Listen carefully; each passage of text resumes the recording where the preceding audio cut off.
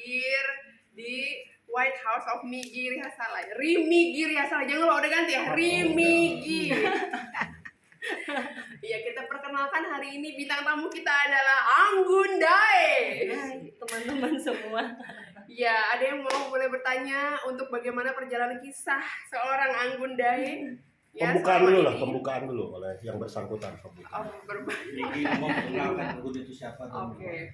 Ya, Anggun Dae ini adalah seorang penyanyi, ya, seorang diva yang biasa dia bernyanyi di kalangan musik untuk jazz, ya. Dan selanjutnya kita boleh tanya jawab. Ada yang mau bertanya? Kapan muncul Anggun baru atau memang sudah lama? Beliau sudah berkarya selama 15 tahun. Kemana aja sekarang? Makanya kalian Oke, gimana Anggun? Bisa diceritakan perjalanan 15 tahun sudah berkarir di industri jazz sendiri? Oke, sebelumnya I just want to introduce myself. Aku Anggun Dae, and I'm really grateful kalian semua di sini jauh-jauh mungkin habis kerja dari mana. And thank you for inviting me here to your house. I'm really happy. Dan for the journey its own, aku keluarga tidak ada yang latar belakangnya berkarir di musik. And somehow God lets me there dan berkecimpungnya selalu di jazz. Jadi mungkin memang kalau dipikir-pikir, 15 tahun kok aku nggak pernah ini ya, nggak pernah Beredar.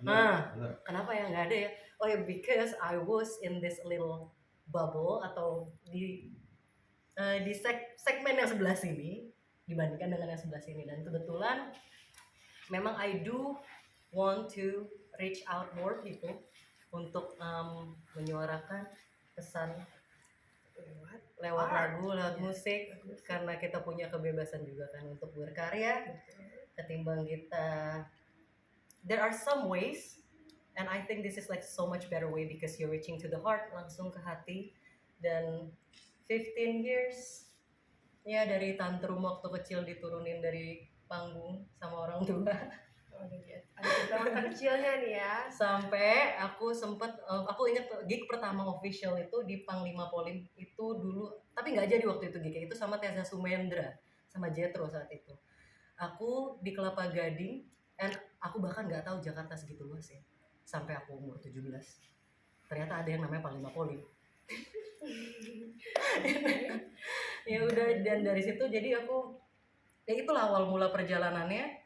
Naik mobil 100 meter turun, tanya Panglima Polim lewat mana Pak? Umur Itu berapa? masih lurus sana. Itu I think it was 16 Umur 16 kayaknya, Sekarang? umur 17. Sekarang aku 32.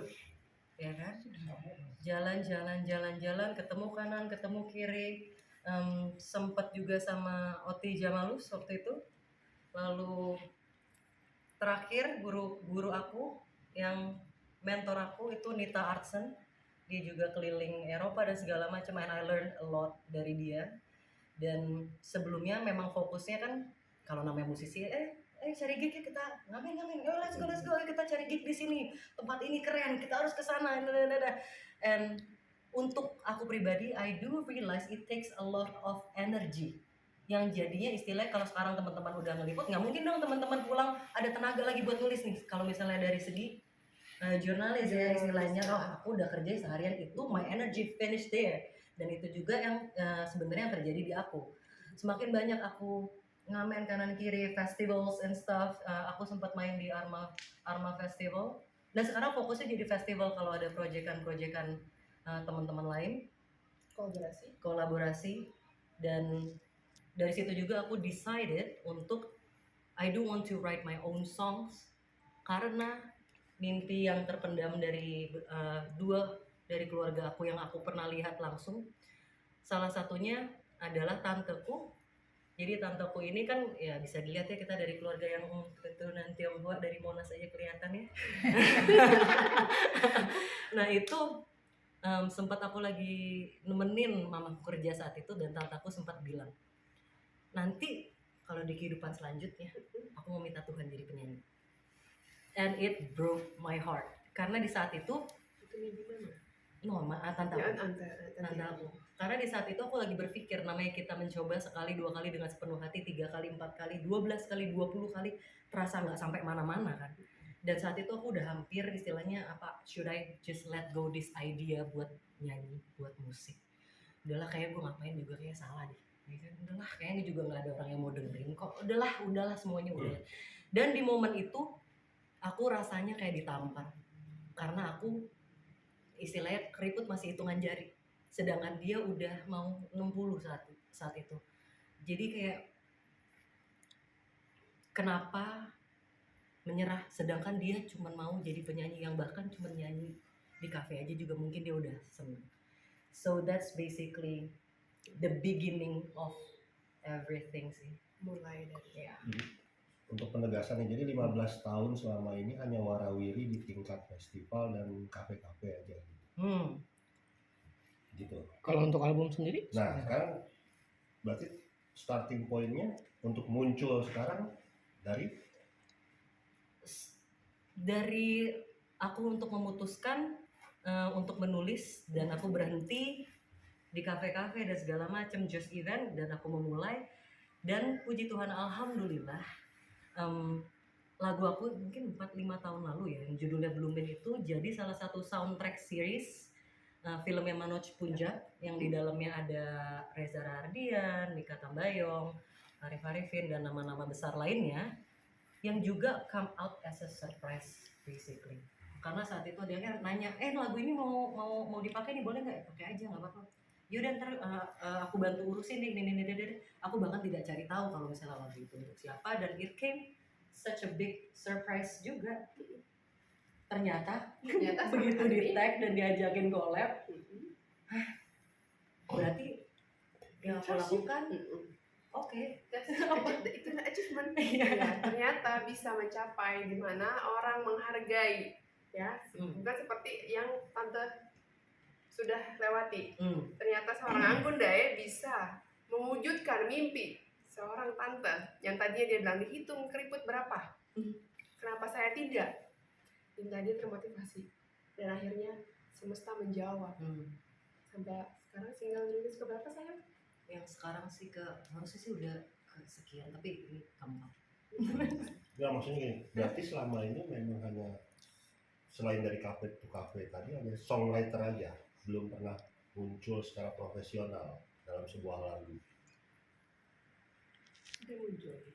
Udah muncul Sudah di lagu pertama di Bloomin. Sampai dipakai untuk soundtrack film dan sudah ini ya Sempat live performance juga kalau dengan beberapa musisi. Boleh disebutin tentang singlenya itu 4 apa aja misalnya? Yang pertama itu ada Bloomin, God Listen, favorit aku Moonless Sky, dan sekarang ada Drunken Haze. in English semua ya berarti. Tidak mencoba untuk in Indonesia bahasa. Aku ada rencana tapi not anytime soon, kayaknya nggak dalam waktu dekat. Kenapa lebih condong ke English? Mungkin karena kita semua kan kalau di sekolah tuh bahasa Inggris ya dong dipelajarin, bahasa Inggris ya dong. Jadi itu kayak udah tertanam secara alam bawah sadar kalau kita harus bisa karena bahasa ini yang paling digunakan sama banyak orang. Gitu. Musiknya yang bikin siapa musiknya? Musik aku kerjain sama MKM sama salah satu dan Mita Lestari. Kita selalu bertiga sih. Apa kesulitannya nggarap album, single yang baru ini?